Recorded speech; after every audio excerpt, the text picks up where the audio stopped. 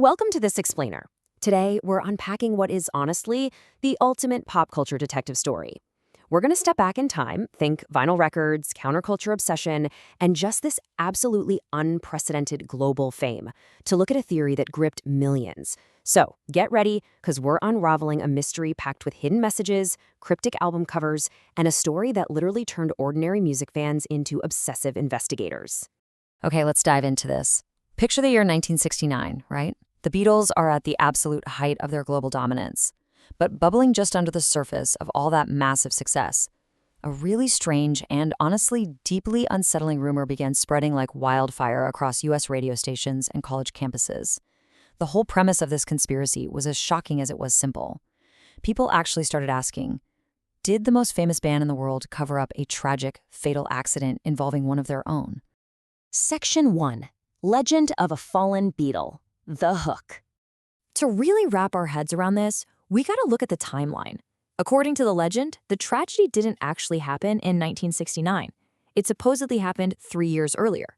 The story claimed that Paul McCartney, the charming bassist, the undeniable heartthrob of the Fab Four, had died in this horrific car crash on a rainy November night in 1966. Then, a year later, in 1967, the band drops their monumental album, Sgt. Pepper's Lonely Hearts Club Band.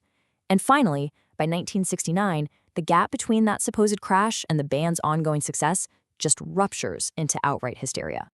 Now, you might be wondering, how on earth could a band just keep going if one of its lead singers was dead? Well, according to the rumor, the remaining Beatles were terrified. Terrified of losing their massive fortune and terrified of breaking the hearts of millions of adoring fans.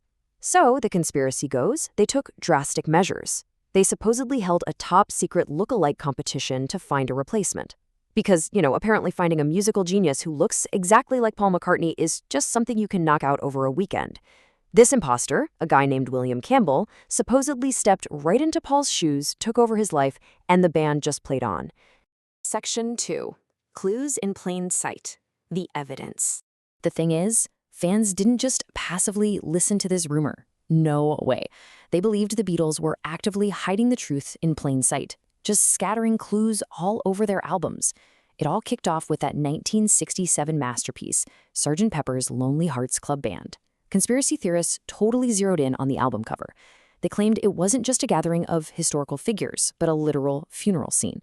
Look at the details they pulled from this. They argued the yellow floral arrangement down in the front was shaped perfectly like a left-handed bass guitar, just like Paul played, and that the whole scene was meant to represent a fresh grave. Now, what's really interesting about this is how far fans were willing to go to decode these supposed messages. I mean, they took that S.G. Peepers album cover and literally held a mirror right up to the drum sitting in the center.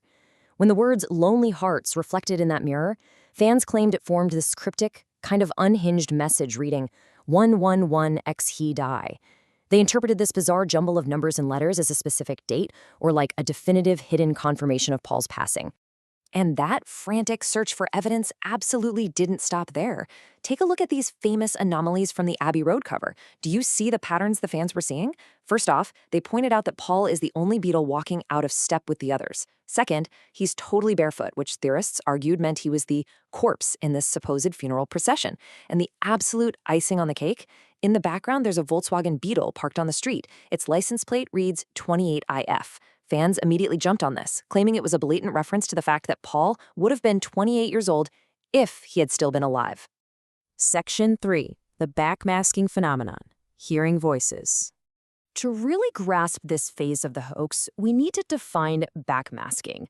This was the practice of manually playing vinyl records backward on a turntable, basically to hunt for hidden, secret messages embedded in the audio. It sounds wild now, but this simple technique turned pretty much every single fan in 1969 into a meticulous, record-scratching detective.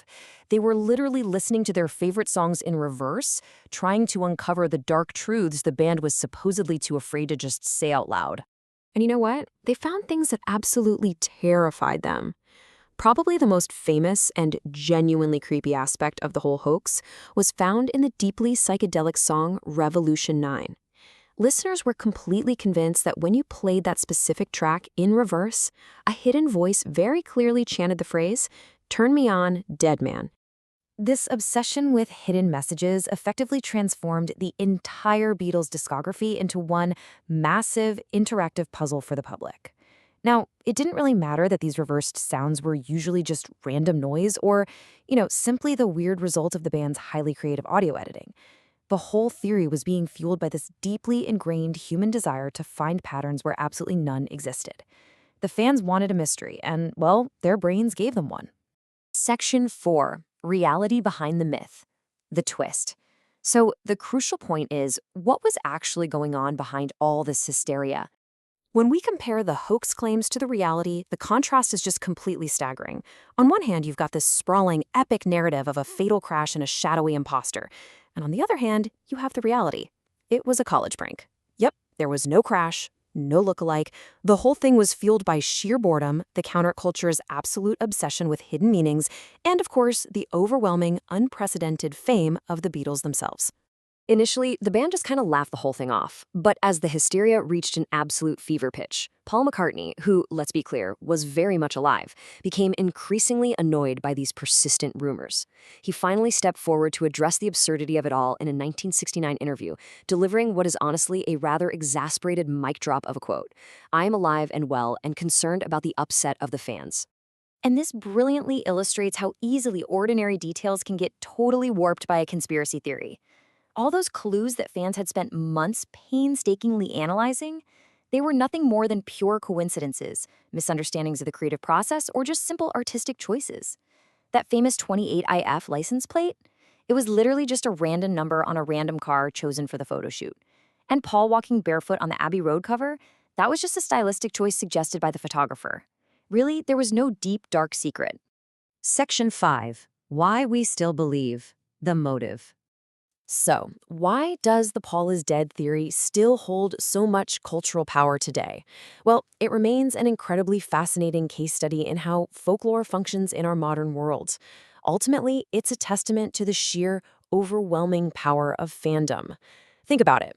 People loved the Beatles so deeply and felt such an intense personal connection to them that they simply couldn't conceive of a world where one of them had vanished without some massive, epic, world-shaking explanation. Let's move to the underlying psychology and see how this builds a larger picture of our human instincts. Honestly, this hoax tells us far more about the listener than it ever did about the band. It highlights a basic human drive, the urge to look for profound meaning in random noise, our tendency to elevate modern pop culture into grand mythology, and our deep-seated desire to participate in a collective, shared secret. It seems that when a cultural icon is big enough, we often prefer our large, fabricated stories over the smaller, far more mundane truth. Which leaves us with this final thought. Decades later, the Paul is death conspiracy remains a beloved, super quirky piece of rock history. But it also forces us to kind of look in the mirror. As you navigate today's world of endless rumors and online sleuthing, ask yourself, when we build these elaborate fictions around the things we love, what do our shared myths truly say about us?